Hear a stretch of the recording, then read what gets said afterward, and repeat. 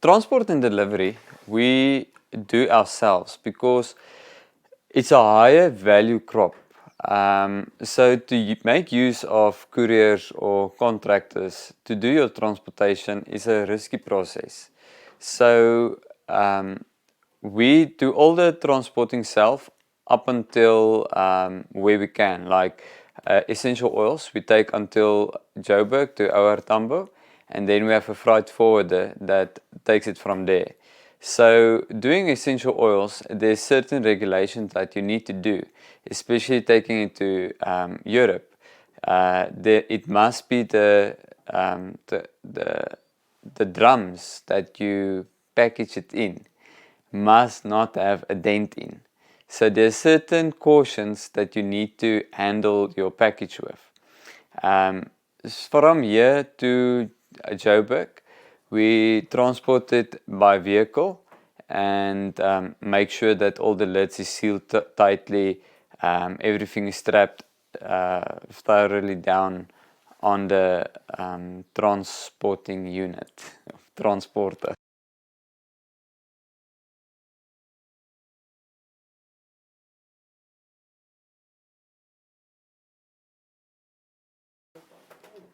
All right. So different countries ask that you provide different certificates. For example, when you send products over to Japan, they require JAS certificates. But we as Highland Essential Oils, we do not produce any oil or products that goes to Japan. So for us, that we are not certified for any JAS requirements. But for America and Europe, you need to have certain documents in place. America, for instance, you need to have your FDA, that's your #1 certificate, either organic or conventional. FDA, if you don't have an FDA certificate, you cannot provide any oil to America. If it is organic certified, you need to provide also your NOP certificate, your NOP organic certificate that runs with your documentations. When you go to Europe, you need to provide them with your EOS organic certificate. Other than the organic certificates, there's a couple of other certificates that also needs to accompany your product.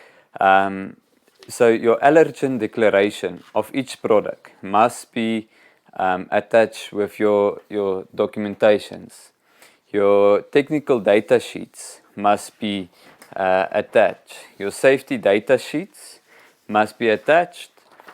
All your labeling, that is your hazard. If it is a hazardous good, you need to accompany those labels on your bottles as well. We as Highland Essential Oils have made a decision a long time ago to put extra labelings in for if a human effort or something happens and the label is destroyed, they can put a new label on that batch.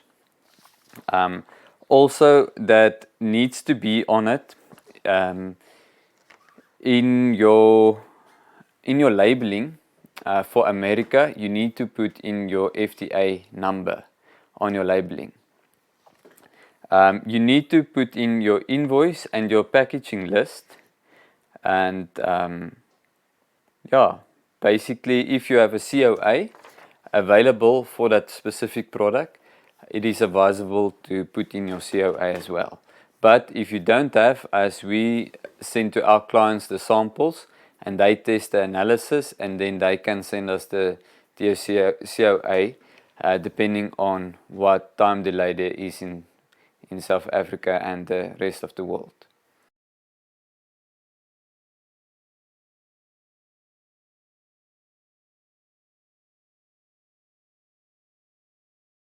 So to make sure that your product is compliant with all the regulations, you have to look at your product, your safety data sheet. And in that, the safety data sheet will tell you that this product is hazardous, this one is irritation, this one is this, and this one is that. And thus you need to provide on each bottle, you need to provide what hazardous and labels they need to be on. For example, tagitas, it is flammable under the right circumstances. If it is mixed with a certain type of product, it can be flammable. So you need to provide the right labeling and also the right packaging. For if you just use any plastic bottle, any essential oils have the ability to eat away on plastic bottles. Thus, you need to take a fluorinated drum and place it in that. Otherwise, if you don't want to do the plastic route, you can go to a steel drum. Then the steel drums must not have any dents in, because the moment there's a dent in, the lining inside of the steel drum can get damaged. And when that is damaged, it can get that there can be a reaction with the metal and the essential oils. Further than that, you can go to aluminium, that's more expensive. You can go to glass or even stainless steel, depending on the oil that you want to provide.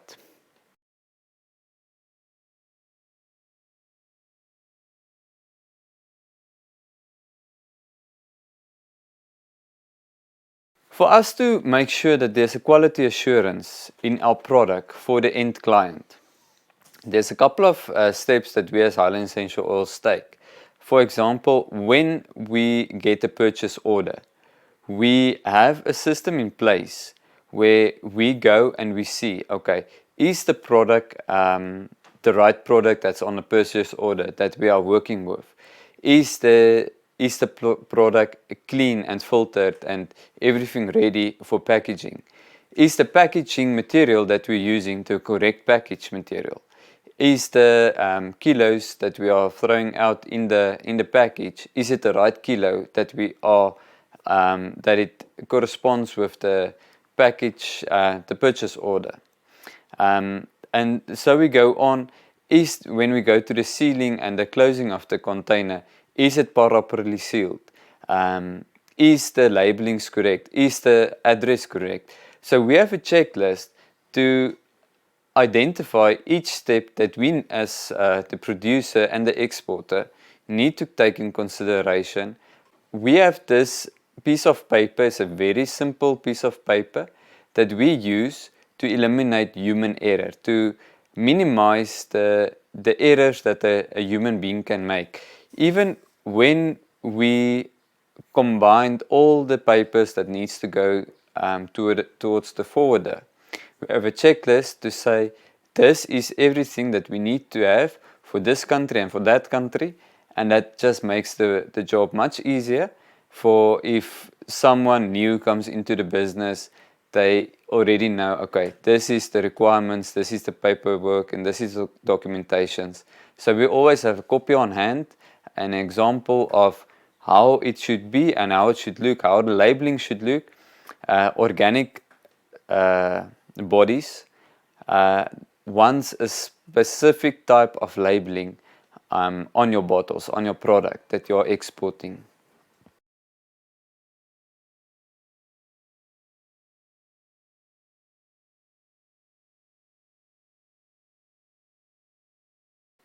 Testing oils here in South Africa can be a tricky thing because certain companies, it's as if South Africa testing isn't on standard with the rest of the world.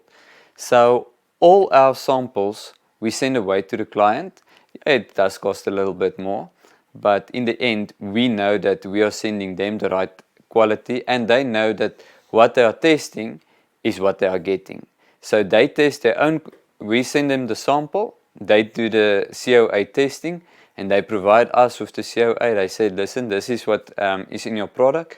We want so many kilos of this kilos that you have sent us. And there we go and provide, go and release the purchase order and start packaging it for them.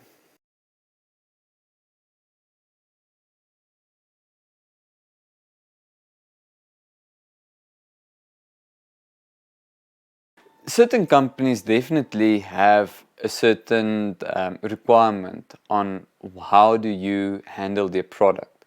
For example, we have one company in Germany whose requirement is specifically either in a aluminium container or in a glass container that we send them the essential oils, because they know that a plastic drum gives off a chemical, and when there's too much of this chemical in this essential oil, the essential oil is not usable. So their requirements for that specific oil is in an aluminium or in a glass container, or even in stainless steel, but just stainless steel is just over the price. But different companies definitely have different requirements.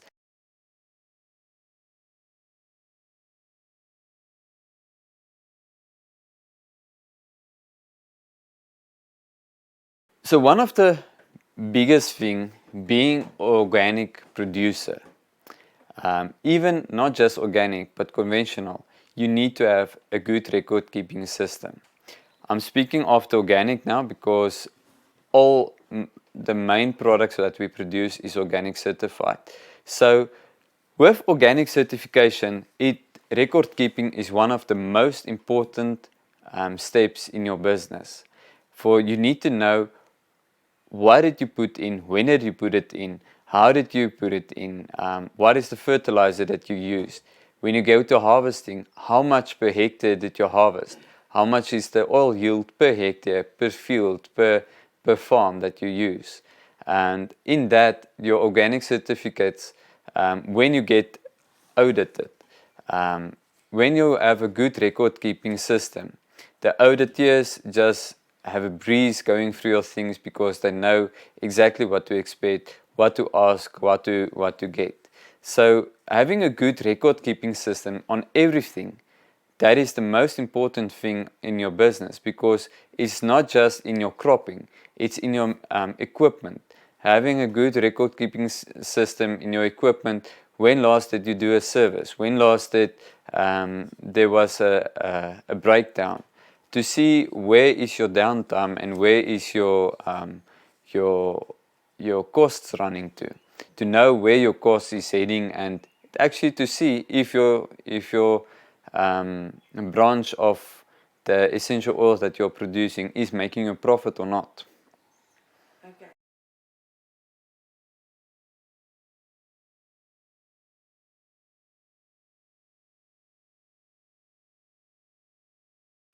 So there is certain laws in place. For example, when we do indigenous oils here in South Africa specifically, there is a law that tells that we must provide a certain TK holder a certain amount of money for traditional knowledge.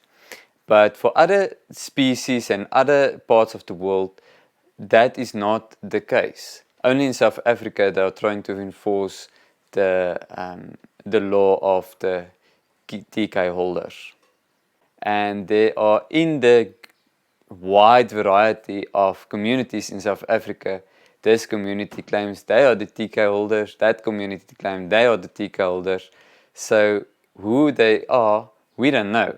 So there's a fight among the different TK holders to say who's the first TK holder for intellectual property. So to get the permits in order, that is a different story.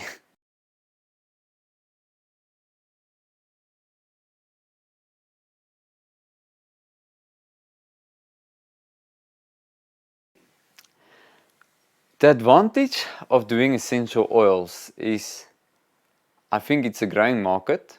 I think the demand, especially for organic, is growing even faster. As we have seen in the last days with COVID-19, certain essential oils just spiked in the production and also in the need worldwide. So going to a global scale, not just locally, we're bringing in overseas money, buitelandse valuta, wat is dit in die regte woord? Exchange. So we're bringing in foreign exchange, and in bringing foreign exchange, we actually helping the Reserve Bank in South Africa, bringing our economy in, because we bring in other countries' money. So I see a big future, but also one must be very careful when you want to start doing it, that you just don't go head over tails, jump in it, and you don't do your research first. Because as for example, when you want to do a indigenous species, you need to go through the right gates, otherwise you're illegal. And no one wants to be illegal, because the right guy finds out you're illegal, then it's a lot of trouble for you. So there's a lot of potential, but you need to do your homework first.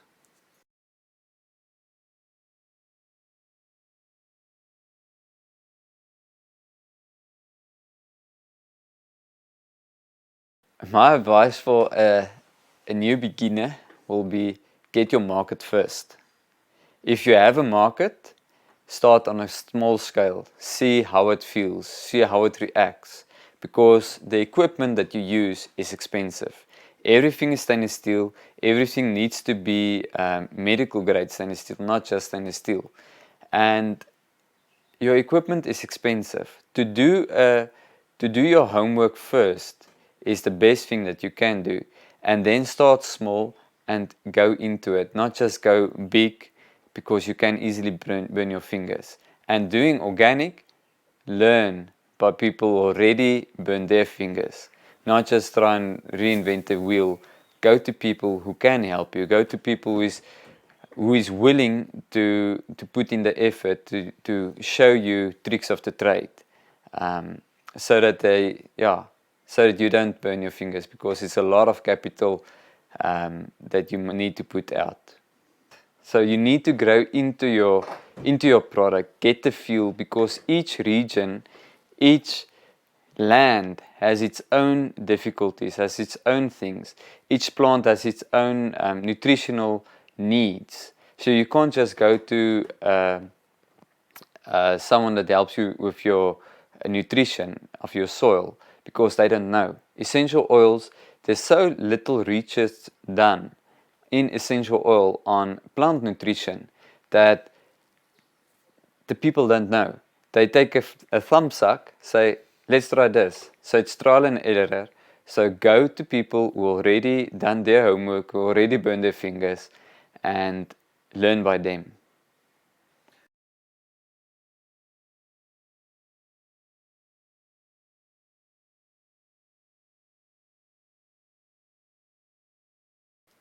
My opinion on making a living only on essential oils or mixed, I would always prefer a mix.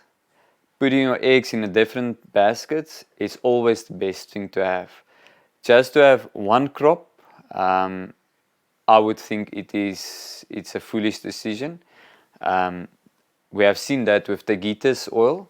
Certain years the price is high, and then you get a lot of money, and then like 3-4 years in a row the market's good, and then all of a sudden there's so many people jumping in, and then they press the market down that it is uncostly to even make a liter of oil.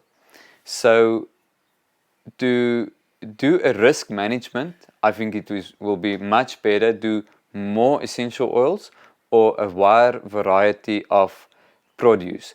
Example, animals, go cattle, and go essential oils. We use our cattle to actually clean our tegitas to bring down costs, and also to help the animals. So we get the cleaning for free, and the cattle gets fattened up.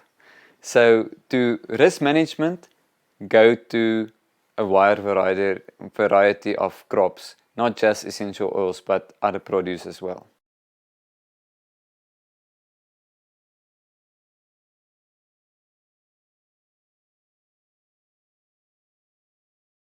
When you have record keeping, you actually want to know, what did I plant 5 years ago on this field?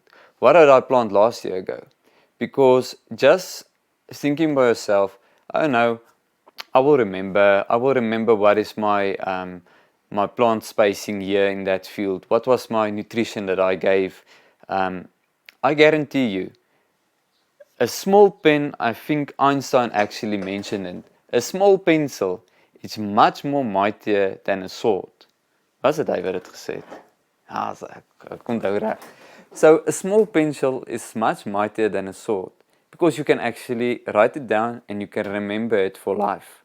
But thinking that your brain will remember, there's a lot of things that are happening each day, every day in your life.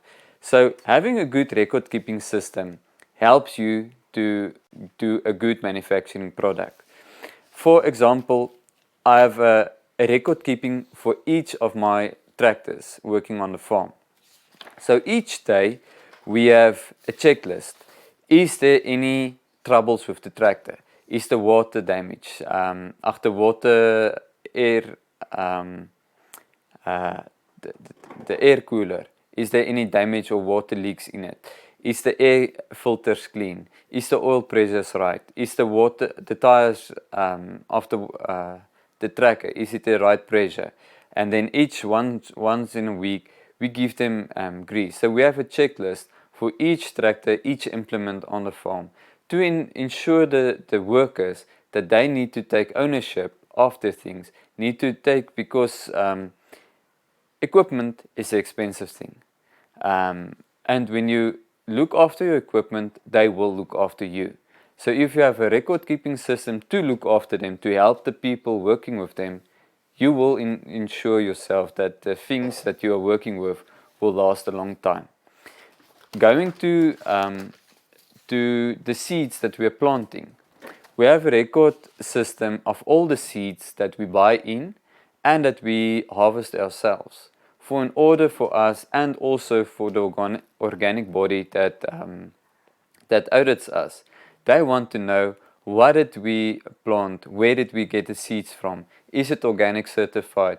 Is it not organic certified? Is it at least untreated? If it's treated, there's a time period that goes out where you can't produce any organic crops on that field. You need to know how much fertilizer you give, because this year you see, okay, wow, this fertilizer actually worked amazing for me, and next year you didn't write it down and you're thinking to yourself, shucks, what did I do? And this year you're doing something and you have no yield. So to have a record keeping system on your seeds, how many spacing, your fertilizer, how many per hectare you give, that is very important. Cleaning record. Having a cleaning record and a calibration record of your equipment, that is a very big thing, especially in essential oils. When you think of producing different types of oils, did I clean my equipment last time? No, I didn't. Oh shucks, now I have a cross-contamination, you can do nothing with your product. But cleaning your equipment, having it on record, yes, I've cleaned the equipment this time. You help yourself by adding a value to yourself, ensuring that your product will be clean, there's no contamination in the end of the day. Another thing that you can do is actually rainfall record keeping, where we have records on this farm that goes back till 1950. So we can exactly see a trend. We have records that shows you exactly the trend. Each year, you will get a wet cycle. Each so many years, you get a drought. So many years, you get an extreme drought and then an extreme wet weather. And the weather shows you a nice prediction of what is going to happen. So you can actually predict in advance, okay, there's a possibility that we are going into a drought season in the next couple of years. So let us start planning in advance. Or, okay, I see we're going into a wetter season maybe, so let me make sure that my reservoirs, my dams, is in an adequate state, that I will be able to fill my dams and have enough water for that time that's coming. So having a record keeping system is beneficial for you. Like for example, we're in the middle of our rose harvesting at this stage. So each day we weigh in our produce that the pickers pick. by hand. And in the end of the season, we can exactly say how many kilos did we harvest this year, what was the cost involved picking this kilos, and then also what is the produce that we have. How many liters or kilos per hectare did we average? How many oil per kilo did we average this year? Going back, since I started with the roses specifically, I have records from 2015 that each year we have records, how the records started developing. 4 years ago, for example, I started a new organic spraying program on my roses. Just by record keeping, I could see that with the right spraying program on the leaves, my produce quadrupled. In where I had to make 1 tons, I go to 4 tons of roses. And now the roses starts making sense, producing in South Africa. Otherwise, it just doesn't make sense. So keeping close records in your industry or in your business, it helps you to project and make plans for the future, to see what is actually the benefits and what is the pros and cons of which product that you're producing, and better determining what you can do to the future. That is what we all want to do. We want to grow in our business. We don't just want to stagnate or farm backwards. We're gonna go forward in life. So we want to help put things in place to help you to excel.